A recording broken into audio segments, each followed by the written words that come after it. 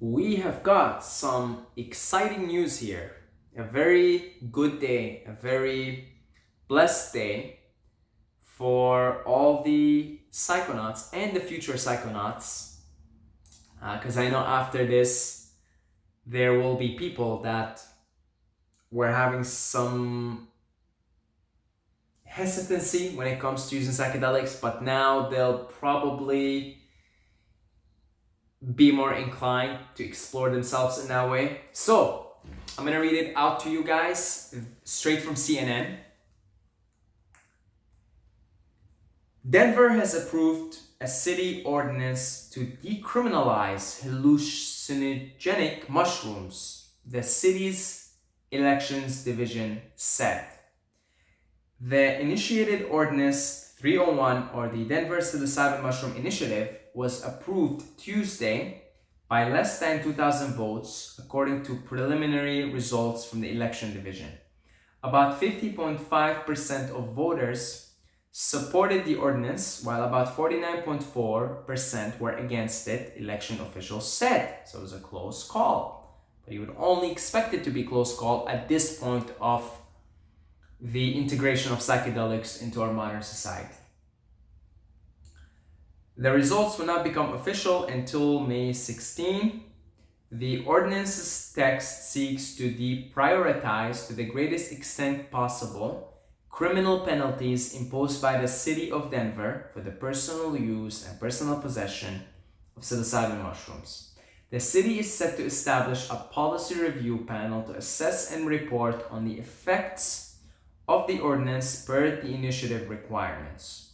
A range of mushroom species naturally contain the compound psilocybin, which has hallucinogenic properties.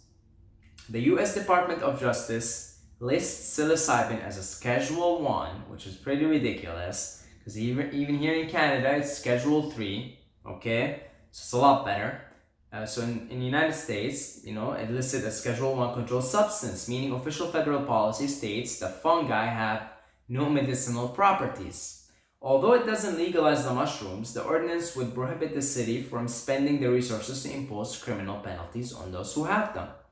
The drugs have long been popular for recreational use, but a growing body of medical research shows that psilocybin can treat conditions like anxiety and depression in cases where drugs currently on the market cannot. And they give you a bunch of other side effects. For instance, a 2017 study published in the journal Nature showed that 47% of patients experiencing treatment-resistant depression showed positive response at 5 weeks after receiving a psilocybin treatment. So, Denver has led the nation in changing drug policy. Kevin Matthews, the campaign director of Decriminilized Denver, organized the grassroots effort to decriminalize psilocybin mushrooms. Matthews told CNN that he credited mushrooms with really saving my life. He had been a cadet at the United States Military Academy when he developed major depression and received medical charge. Interesting. So this Kevin Matthews was in the military. That's pretty cool.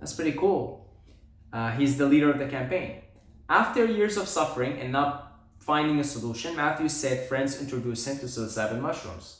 The positive effects lasted weeks and weeks and weeks. Of course they would. He said, I had been feeling pretty isolated and alone until then. Couldn't see all the love around me. On its website, Decriminalized Denver says humans have used these mushrooms for thousands of years for healing rites of passage, spiritual insight, strengthening community, and raising consciousness. The group also argues that one arrest is too many for something with such low and manageable risks for most people, relative to its potential benefits. Beautiful. So they are decriminalized in the city of Denver. That's great. That's fantastic.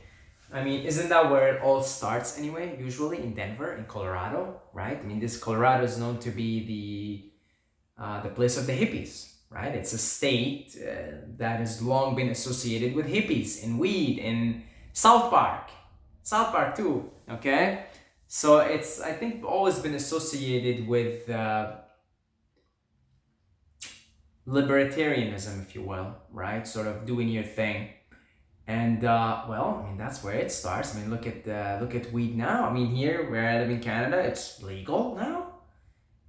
In several states in the United States is legal. A matter of time before it becomes legal, weed worldwide. And I don't know, but I'm pretty sure that Denver and Colorado were one of the first to decriminalize weed and then legalize it. Maybe it was the first. I'm not sure, but I know it's definitely always leading these movements, which just only tells me if psilocybin is decriminalized in Denver, matter of time before it starts to be decriminalized elsewhere, matter of time before it starts to be legal somewhere, probably in Colorado, probably in Denver, it'll at some point become legal. Then California is next, and then boom, boom, boom, and it's only a matter of time, folks. There's a revolution going on here, an evolution, not a revolution. There's an evolution going on in consciousness here, and psychedelics are a tool to help people with that, especially in the West. Psychedelics are not needed at all in an Eastern consciousness. Why would you need them? You already have established 5,000-year-old systems that work 100% and will get you there. And so they don't need them, but they need them in the West, definitely. So they're definitely, the evolution in the West needs help from the psychedelic, from the plant kingdom in the form of psychedelics. And so it's only a matter of time before they become legal.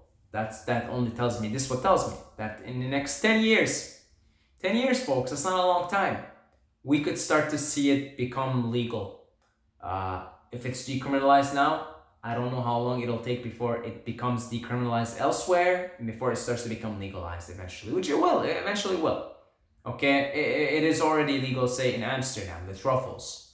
Not the psilocybin itself, but they found a loophole, which is the truffles. Matter of time. Canada, same thing. Matter of time.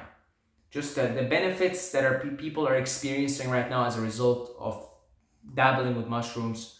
This is how I got on this spiritual path, because of mushrooms. I attribute the defining moment for all this development to mushrooms. Had I not used mushrooms, I don't know, I would still be stuck somewhere right now. Mushrooms acted as a catalyst for me to get the ball rolling and the momentum going. Matter of time. People are experiencing the benefits everywhere now. People are talking about it. People like me, lots of you guys found me through the trip reports. And here you are watching my videos now. You see my videos recently, not a lot on psychedelics, more to do with consciousness, right? Spiritual stuff. But, a lot of you guys found me through psychedelics, and psychedelics led me down that path. So, this is great. This is fantastic.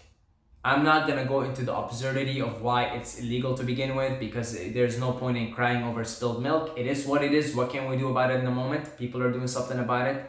People like, what's his name? Kevin Matthews, I think his name is. Yeah, Kevin Matthews, leading campaigns and people supporting him and signing. And that's fantastic. And we could do about what we could do now. Absurd are the laws. Absurd are the governments. Absurd is everything. Folks, there's an absurd society. It's all absurd. But I'm not here to talk about that. Why talk about that when there's something good like that happening, and when we can keep the ball rolling, we can keep the momentum rolling? So, that's fantastic. That's good. That's very good.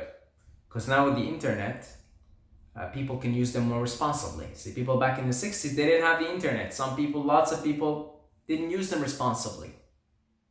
But now, because thanks to the internet, you could go online and you could look and see and learn how to use them properly. I have an entire playlist with many videos that are very detailed, 20 minutes, 30 minutes. I talk about how to properly prepare for psychedelics and how you should really make a ritual out of this. They're not recreational drugs. Psychedelics are not recreational drugs. They're not. They're for self-exploration. Okay, you're gonna explore yourself, get to know yourself. And so you've gotta be prepared for them. You've got to do your preparation. And our ancestors knew well how to use them. They didn't just use them like this. They would often fast for days before, clean up their bodies, clean up their minds. and they would be in nature, spending time in nature, all the time in nature. And they would really know what they're doing. They were good meditators, they learn how to meditate and everything. They use them properly. So the way to prepare for psychedelics, there is a time and there is a place. It's set in a setting, and there's certain ways to prepare physically for it, psychologically. And so you could go check my playlist. I got a bunch of videos on that. I think we should come up with a new video. And look at other people. There's a lot of educational content out there on how to use psychedelics. And that's what's nice about this age, this time and age, is people can use them responsibly. In the 60s, can't blame anybody. They did not have the internet. They just took it. They were brave kids and they took it. And for some of these kids, they weren't prepared for it, and it took them down some dark paths. Okay, nevertheless, I still think most people in the 60s had a blast on psychedelics.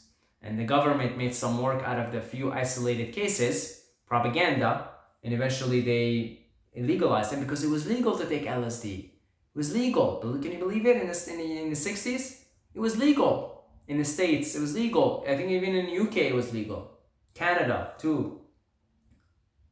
And then the government, because it was destabilizing the social order. Of course it would, because you take this stuff and society just doesn't make sense anymore. It just doesn't make sense. It just becomes absurd, as is now, as it is. And it's fantastic, that you can't, like Buddha says that the three things you can't hide: the sun, the moon, and the truth. You can hide them for so long. It can be cloudy. We got a cloudy day today, but guess what? The clouds will subside and it'll be sunny.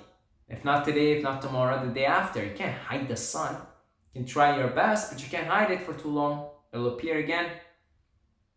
Same with the moon, same with the truth. And I think now this evolution of consciousness has begun. It's rolling. We're in it. You can't. The cat is out of the bag. The cat is out of the bag. Okay, pharmaceuticals. The cat is out of the bag. And big pharma. That's not good news for big pharma. That's not good. That's not good news. But I'm pretty happy about that. So, all right, I want to thank all the Patreons for supporting this channel. You guys are amazing. You guys are awesome. Some of you have actually pledged as much as $10 a month, which, according to my Patreon description, would say that would buy me a bag of mushrooms. So I want to thank. I think we've got a few people now.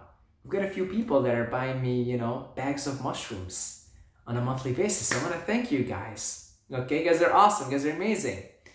Hopefully you're treating yourself too to a bag of mushrooms. And if not, then do so as soon as you can. Make sure you do your preparations. So I want to thank all the Patreons. If you'd like to pledge, now you don't have to buy me a bag of mushrooms. You can buy me a cup of coffee, cup of tea, cup of sun-charged water. $2 a month, right? If you'd like to pledge. We've got a bunch of new family members that just came on board, and I want to thank you guys. You guys are amazing. I do believe I will be able to do this full time because the channel keeps growing, and our growth on Patreon increases and expands, and so many generous people here. I want to thank you guys. If you would like to become part of the family member, pledge your support. Again, not have to be a bag of mushrooms, just a couple of bucks for sun-charged water. How's that? Okay, because I kind of been not drinking tea much lately, but sun-charged water, that'll do. Okay, and distilled water, I could do something with it.